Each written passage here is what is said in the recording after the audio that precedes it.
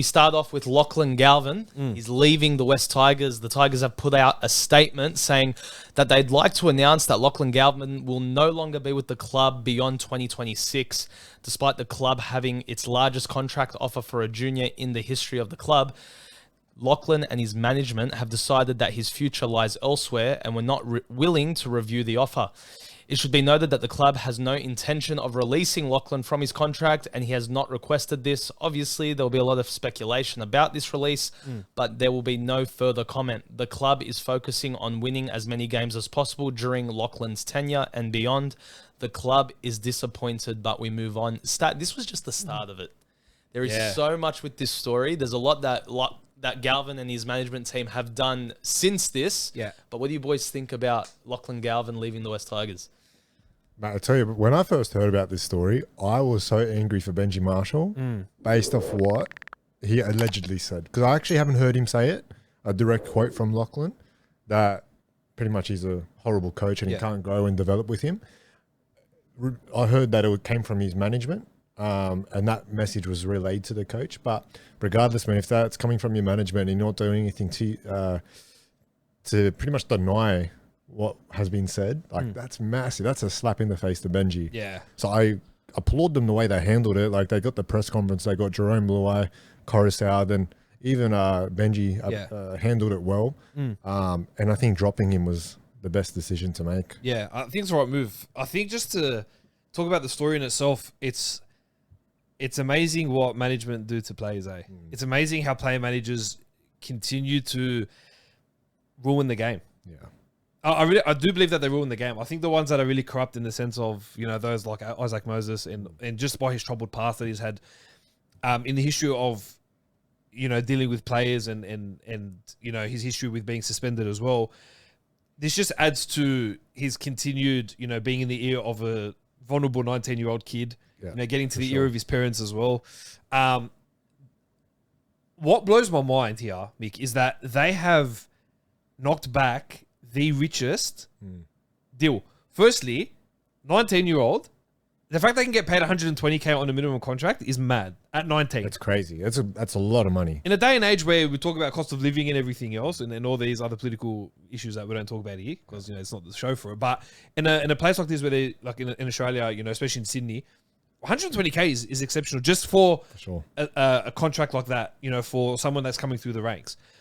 To be offered $1 million a year for 5 years, potentially 6, to knock it back, that blows my mind in itself. Yeah, it's definitely crazy. And if he signs another deal somewhere else that has that kind of money, well, then goes to show that it wasn't just for the development, it was for the money as well. I can't see him getting that money elsewhere. Like that, like you said, that was the richest deal that a 19-year-old, especially in the Tigers' history, has ever been offered. That's right. Which is, it's crazy money. And to knock that back. Look, I do feel for him. Like, I think it's all bad management. I think they're just in his ear. I think if potentially he didn't have the management that he does have and the advice that he's getting, he probably accepts that deal because who in their right mind would not accept that deal? It's a crazy amount of money. That's right. And it's not as if Galvin's form has been poor under Marshall. Yeah. Marshall's the one that's given him the start. He's been improving every single week as well. That's right. Yeah. Compare his stats from last year to this year. It's crazy. Yeah. And what's blown my mind is that Benji Marshall, I reckon, could still play now. Yeah. You know, he's the one that played 5'8". He went through the rigors of it in his career. He would know what to do better than anyone. For sure. So for me, I don't understand why he would think that he isn't able to grow. And that's why I believe this is all Isaac Moses. Yeah. And it's all that manipulating that play managers do. Because at the end of the day, the majority of play managers don't care for the player. They care for a bigger check in their pocket. For sure. At the end of the day. That's the reality of it. Twist it whichever way you want. I don't really care. Come at me. I don't care. But that's how it is. It's true. For a 19-year-old to knock that back, and yeah, like to make those comments about Benji Marshall, which is, it's crazy. You know, Benji Marshall is just starting to build the team that he wants. You know, listen, say what you want. We've talked about in the past, like, you know, in other conversations we've had, experienced coaches and how they're able to attract players. Like we've talked about Flanagan, right? Yeah. And how he's got the ability to attract big players. In his second year, Benji Marshall has brought in Jerome Luai, Terrell May, Turuva, you know, Royce Hunt, Jack Bird. Like, they're not no-names. You know, Joel Skelton is another that comes to mind. For sure. Like, decent players that have come through that can still develop. And I just find it crazy that, like, for me, why wouldn't Galvin leave when he was offered that contract extension? Yeah. Especially when you look at, like, step back a bit, like all those players that you just named, Benji Marshall has literally surrounded him with the players that will help him grow, but also help the team. Like, if you look at how they're playing this year, they're a million times better than last year. Yeah. There's not a chance they're getting the wooden spoon this year, No in my chance. opinion, Yeah. based off their early form. So he's done everything for this kid. You can tell that he's been nurtured there. Like we said, he's growing each and every week. He's literally got the best 5'8" in the game, who's just won the last 4 premierships with the Panthers, right next to him, trying to teach him, and who's changed up his game as well to accommodate him. And he's just... It's amazing how the club has opened so many doors in so many ways, and they've still knocked him back. And they're like, no, sorry, you're not good enough. Yeah. So for me, I want to know what is good enough. Yeah. What is good enough for Galvin to go and thrive? Because if you look at the clubs that have been linked to, there's been linked to Parramatta. A rookie coach who was a front row in his day. Rookie coach, front row in his day. Still questions around the spine. Yeah. You know what I mean? Like, Dogs have been linked as well. The Doggies. Now, the link is there because of the assistant coach, Luke Vella, who used to play, and Vella coached him back at Westfield Sports. So I can see the link there, but the Dogs have nowhere to fit him. Yeah. I can make that call pretty boldly. Burton's not a halfback, so if they were to supposedly move Sexton on, well, Garvin's not a halfback either. That's right. I'd say. Yeah, that's right. It's going to be 2 running sixes, you know. So and they're not going to put Burton in the centers because you've already got Crichton and Cherry, you know. Exactly. So for me, I don't understand. Look, I partially think that there's got to be a deal done somewhere to knock back $1 million or 1.1 a year with that much confidence. To not have anything done in the background, I think that's crazy. Yeah. I think there's something done in the background. I do think it's Parramatta. That's just a personal opinion. But then we kind of go into the week, right? Then, you know, the press conference, like you mentioned earlier. Yeah. You know, then the social media posts. You know, Luai coming out saying team first. Yeah. You know, and Taruva on that, you know, best friends Instagram thing. Money. Yeah, your money, yeah. Right? Yeah. It's funny. It's hilarious from the outside view. And again, it's the player manager getting into the ear of, look how they're trending, look what they're saying behind your back, look at this. And now they've come out, Tigers got sent a legal letter by their management saying that he's been bullied in the workplace. Yeah. So I don't know how they're going to manage that, because that opens up a whole new can of worms. Because if they wanted to be spiteful towards Galvin for his comments that he made, they would have kept him till next year on the books. But now that this has come into play, they might keep him towards, as soon as November 1st hits, bang, he's gone. Yeah. So yeah, it'd be interesting to see what happens. They could get an immediate release. They could hold on to him.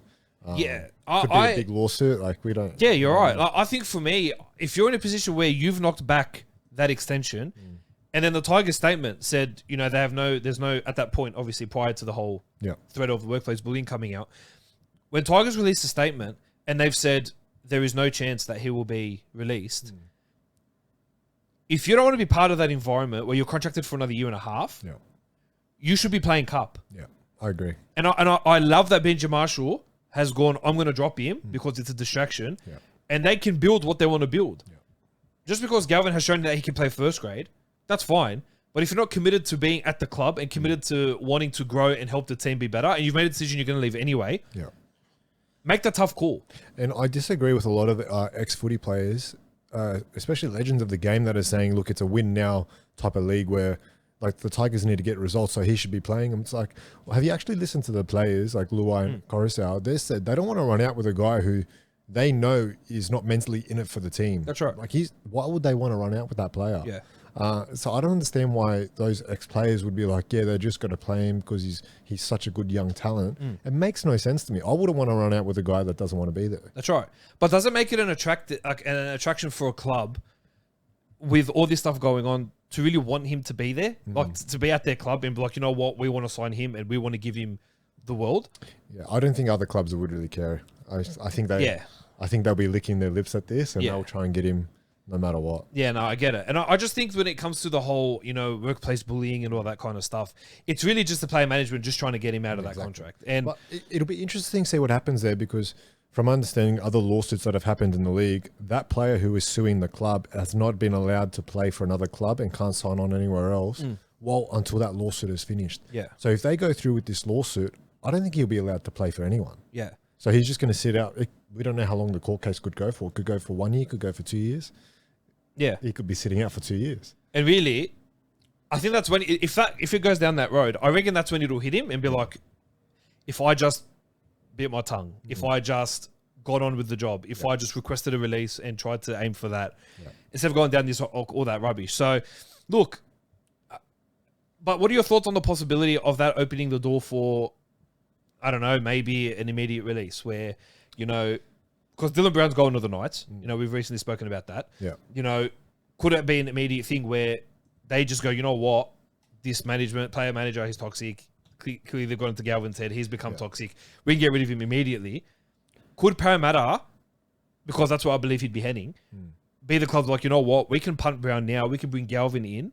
Because it's kind of the same thing with Parramatta, right? Brown's head's not really in it. He's just on one of the richest deals in history. Do you reckon an immediate move could happen? I wouldn't. If I was the Tigers, I wouldn't do that unless they get something in return. So if they're just going to release them to their arch rivals and improve their rivals without them actually getting something in return, I don't think there's any point to that.